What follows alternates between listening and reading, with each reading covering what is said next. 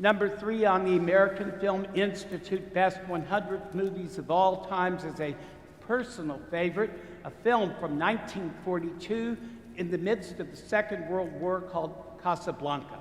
I've seen it so many times that I could probably recite the entire script to you if you gave me enough time. I won't do that this morning, I promise. No doubt most of you have seen Casablanca. If you hadn't for a long time, it's worth watching again and again and again and again and again. I can't more strongly recommend the story.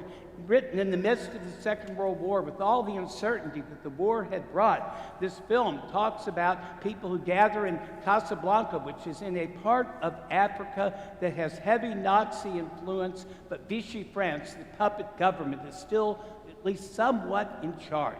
The two principal characters are, at this juncture, are Louis and Rick. Rick famously played by Humphrey Bogart, Louis famously played by Claude Rains. And there's a wonderful scene where you first of all learn their characters. Humphrey Bogart, I should say Rick, is in neutral in the matter of the war. Whether it's the Germans win or the Americans win or something in between is of no interest to him. He says rather famously, "I stick my neck out for nobody." And then Louis is the very same way as a public official. He says he's a pragmatist, literally sticking his finger in the wind to see which way the winds are blowing. And at this moment, they're blowing in the Nazis' direction, and he collaborates with them. A simple incident has happened, a gambling loss, 20,000 francs. And Rick has to pay that loss from his safe, and so the inspector goes up with him while this transaction takes place, and they have a conversation about what is about to happen in the club that evening. The whole central device of the film is that Rick Laszlo, who's an enemy of the Reich, has escaped again and again and again, and the woman who is his wife, although we do not know that at the time, Ilsa, was formerly a romantic partner of, well, Rick. And the idea is, are they going to escape to freedom, or will they wind up in the concentration camp? Louis makes rather clear to Rick that he intends to show his strength to the Nazis by delivering them Victor Laszlo and his wife. And he says Rick is to not interfere, which Rick says that he will not. Then he makes a wager, since it's a place of gambling. He says, "I will bet you 20,000 francs that Victor Laszlo will escape." I love what Inspector Rousseau says in return, Louis says in return to him. He says, "Make it 10,000. I'm just a poor, corrupt official." It's a humorous line in the film, but it's really rather true, and it's what really hit me when we talked about our corrupt judge in the parable this evening. I'm just a poor, corrupt official. I'm just a poor, corrupt judge. The setup for Jesus' parable is rather simple. In first century Israel, widows had virtually no rights, and they were in a terribly unfortunate situation. And without a strong advocate for them and for their cause, they would be consistently denied justice, particularly if it involved property or land or something involving money of some sort. We can bet that whatever this claim is, we don't know what it is, where the widow continually go back to court to ask for a just decision, is clearly monetary in nature. Remember, the judge is corrupt. He's not afraid of God, nor is he afraid of any other person. In other words, to get this judge, you have to bribe, and bribery goes to the person who pays the most.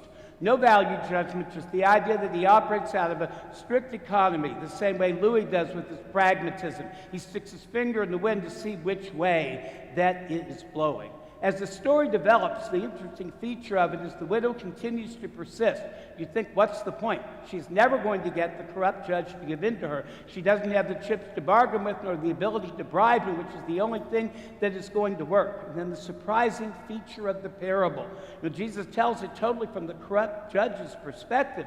The judge says to himself that while he does not fear God or fear any other person, he believes this woman may ultimately strike him. There's where the verb strike really misses the point when we hear it in English, the translation from the Greek. The original Greek word does not use strike.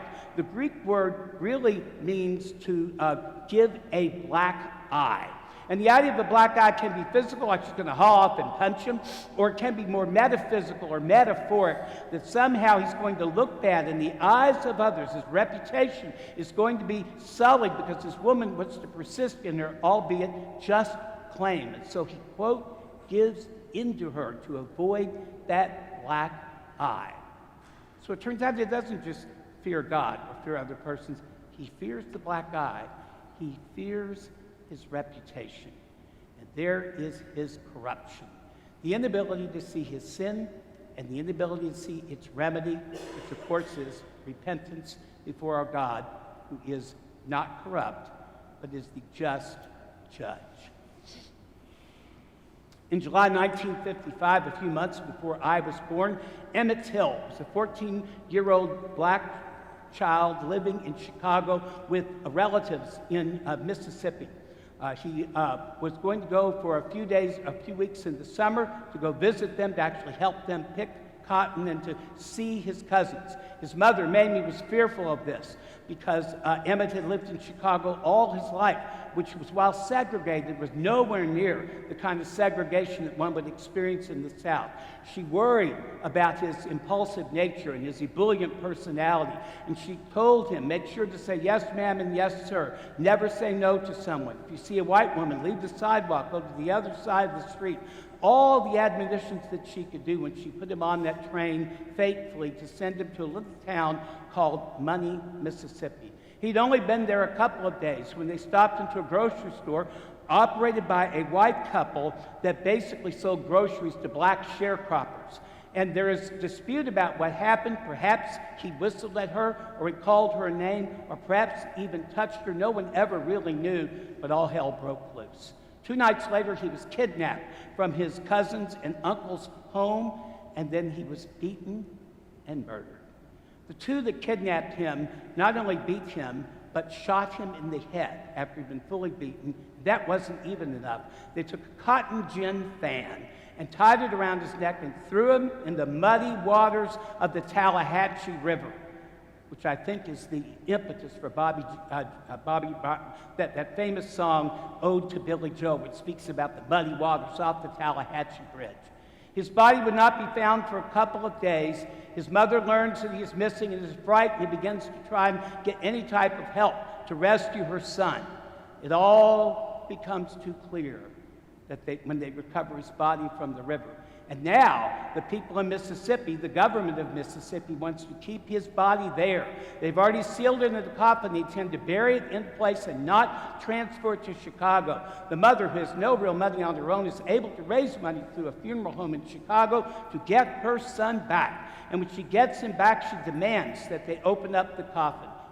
A week and a half have gone by. You can only imagine the smell and the look. And this child was beaten within an inch of his life with a hole in his skull, his eye gouged out, and a fan around his neck. The mother insisted that the casket be opened, and history tells us thousands, not just a few, thousands of people marched into that church to see what had happened to this child. We're told 1 in every 5 that came into the church was overcome, fainted, had to be helped by others. So horrific was that look. The 2 men that murdered him and kidnapped him were identified. Everyone knew who they were. And they were. And so in a few months, because back then things happened quickly, there was a trial in front of an all-white jury in the poor parts of Mississippi.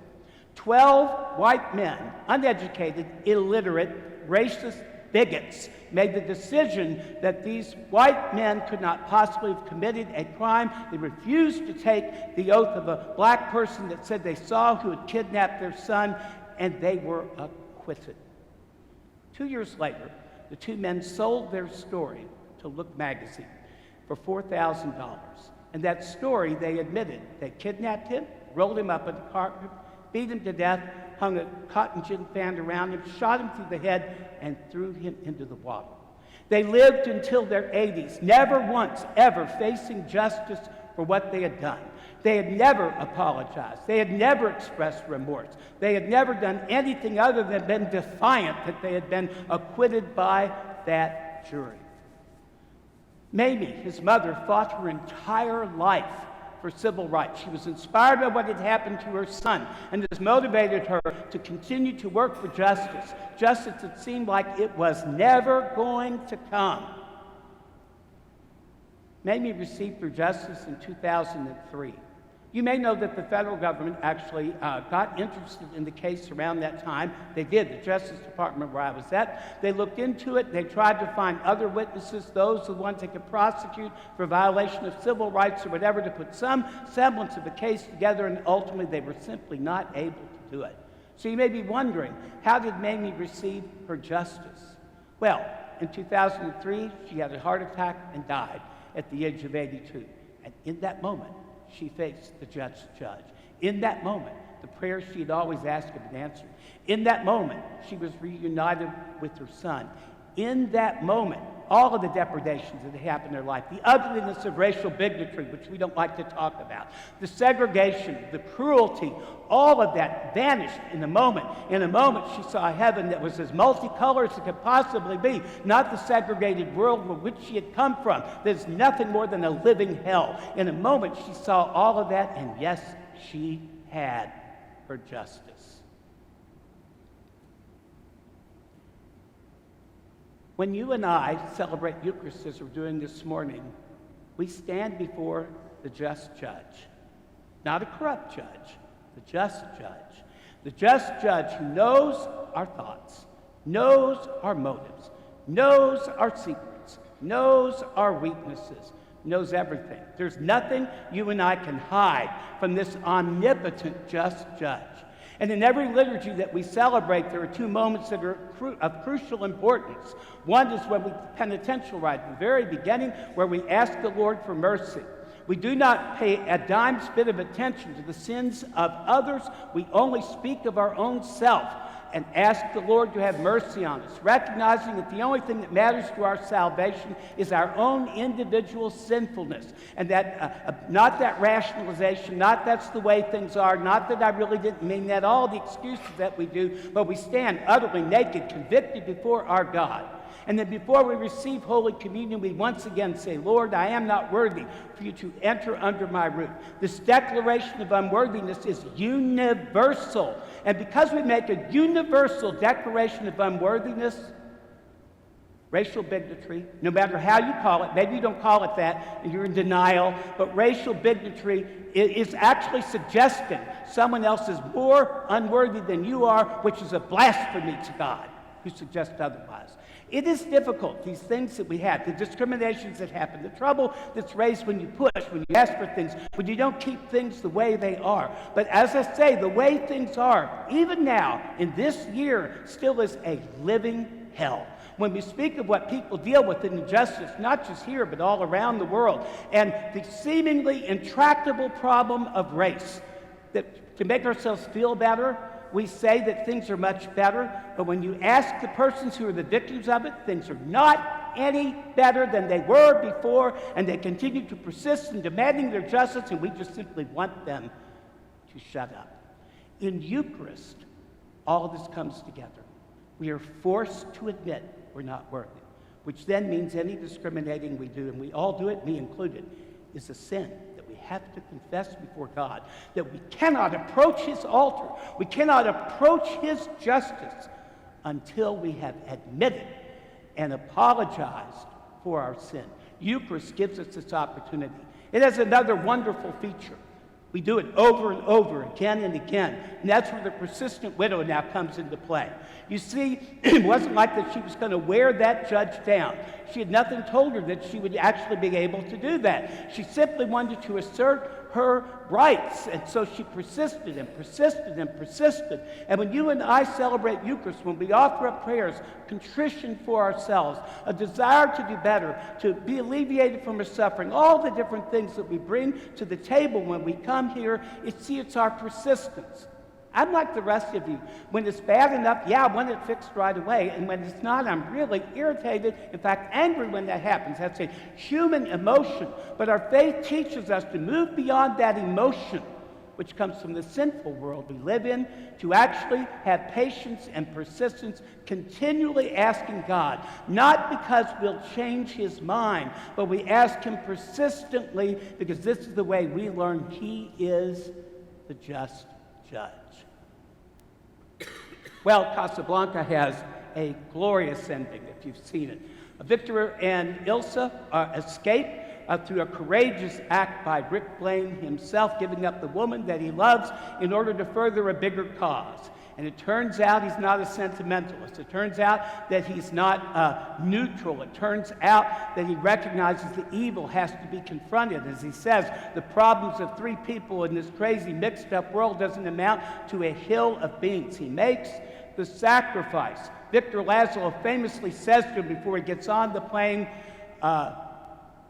thank you for joining the cause. Now I know we will win.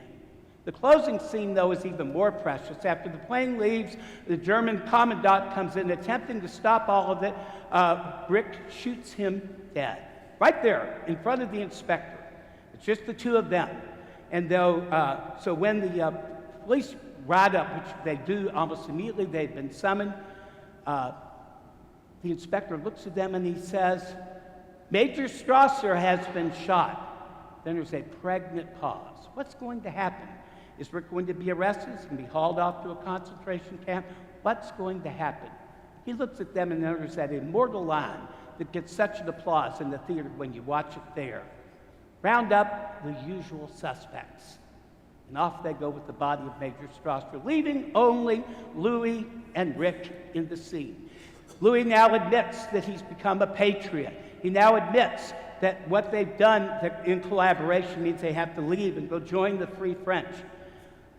Rick says, I would like my 10,000 francs that I won. And in the famous closing line of the film, Louis says that 10,000 francs will pay your expenses and my expenses when we leave.